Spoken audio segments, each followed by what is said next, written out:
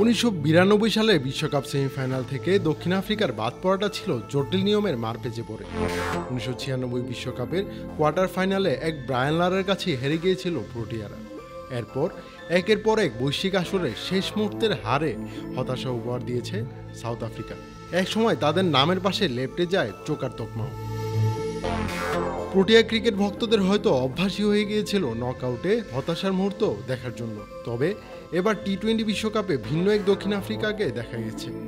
টানা 8 ম্যাচ জিতে এবারে বিশ্বকাপের ফাইনালে উঠেছে প্রোটিয়ারা। তাদের এই ফর্মের নেপথ্যে রয়েছেন অধিনায়ক এইডেন মার্ক্রাম। এই প্রোটিয়া ক্রিকেটারের এমন এক কীর্তি আছে যা দেশটির আর কোনো ক্রিকেটারের নেই। 2014 সালে অধিনায়ক হিসেবে দক্ষিণ আফ্রিকাকে অনূর্ধ্ব-19 বিশ্বকাপের স্বাদ পাইয়ে দিয়েছিলেন এই মার্ক্রাম। এখনো পর্যন্ত দলটির একমাত্র বৈশ্বিক শিরোপা এটাই। ফলে অধিনায়ক হিসেবে দ্বিতীয় শিরোপার হাতছানি মার্ক্রামের সামনে। এরপর পেরিয়ে গেছে আরও 10 বছর। এই 10 বছরে সাউথ আফ্রিকা কখনো বিশ্বকাপের ফাইনালে ওঠেনি। অনেক চড়াই উতরাই পেরিয়ে সাউথ আফ্রিকা জাতীয় দলে নেতৃত্ব পান মার্ক্রাম। প্রথমবারের মতো অধিনায়ক হিসেবে টি-20 বিশ্বকাপে খেলতে নেমে দলকে নিয়ে গেছেন স্বপ্নের ফাইনালে। প্রথম সেমিফাইনালে আফগানিস্তানকে রীতিমতো উড়িয়ে দিয়েছে প্রোটিয়ারা। এই ম্যাচের আগে অনেকেই দক্ষিণ আফ্রিকাকে নিয়ে সন্দিহান ছিলেন। কানাঘুষা ছিল তারা কি চোকার তকমা ঘুচাতে পারবে, কারণ নকআউটে চোখ করার অতীত ইতিহাস আছে তাদের। 9 উইকেটের জয়ে সব সংখ্যা কাটিয়ে দিয়ে ফাইনালে উঠেছে সাউথ আফ্রিকা। এর মধ্যে দিয়ে 1998 চ্যাম্পিয়ন্স ট্রফি জয়ের পর আইসিসি ইভেন্টে এই প্রথম ফাইনালে উঠল তারা। অবশ্য সাউথ আফ্রিকার সেমিফাইনাল জয়ের আগেই তাদের নিয়ে ভবিষ্যৎবাণী করেছিলেন অজি ওপেনার ম্যাথু হেডেন।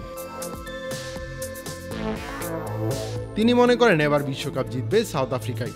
বিশেষ করে তাদের ব্যাটারদের ফর্মের কারণেই এমনটা মনে করছেন অস্ট্রেলিয়ারই কিংবদন্তি ব্যাটার। ক্রিক ফ্রেঞ্চির সঙ্গে একান্ত আলাপে হেডেন বলেছেন, আমার মনে হচ্ছে সাউথ আফ্রিকা বিশ্বকাপ জিতবে। এর সম্ভাবনা আগের যে কোনো সময়ের চেয়ে বেশি। ভারত ও ইংল্যান্ড আজ মাঠে নামছে। এখনো অনেক কিছু বোঝার বাকি আছে, কারা ফাইনালে জায়গা করে নেবে, কিন্তু আমার মনে হচ্ছে সাউথ আফ্রিকা। একমাত্র ওয়ালটন এসি দিচ্ছে 1 বছরের রিপ্লেসমেন্ট গ্যারান্টি এবং কম্প্রেসারের 10 বছরের গ্যারান্টি। প্রোটিয়াদের ব্যাটিং পাওয়ার হাউস বলতেও দ্বিধা করছেন না হেডেন। কুইন্টন ডি কক এবার দুর্দান্ত ফর্মে আছেন। সেমিফাইনালে মাত্র 5 রান করে আউট হলেও 8 ইনিংসে তার ব্যাট থেকে এসেছে 204 রান। স্ট্রাইক রেটটা 150-এর কাছাকাছি। এছাড়া অধিনায়ক মার্ক্রামও ছন্দে আছেন। হেনরি ক্লাসেন 7 ইনিংসে করেছেন 138 রান। এমনকি বেশ কয়েকটি ম্যাচে প্রোটিয়া স্পিনাররাই ম্যাচের মোড় বদলে দিয়েছেন। নিয়মিত উইকেট নিচ্ছেন কেশব মহারাজ। 7 ম্যাচে তিনি 9 উইকেট নিয়েছেন। তবে হেইডেনের চোখে এক্স ফ্যাক্টর হচ্ছেন তাবরাইজ শামসি। তিনিও আছেন দুর্দান্ত ফর্মে। 4 ম্যাচেই তার দখলে 11 উইকেট। এ কারণেই সাউথ আফ্রিকাকে অপ্রতিরোধ্য মনে করছেন হেইডেন। তারা বিশ্বকাপে মাঝে যেমনটা খেলেছে এই কারণেই আমার এমন মনে হচ্ছে। বিশেষ করে তারা ব্যাটিং পাওয়ার হাউস, তাদের সলিড বোলিং অ্যাটাকও রয়েছে।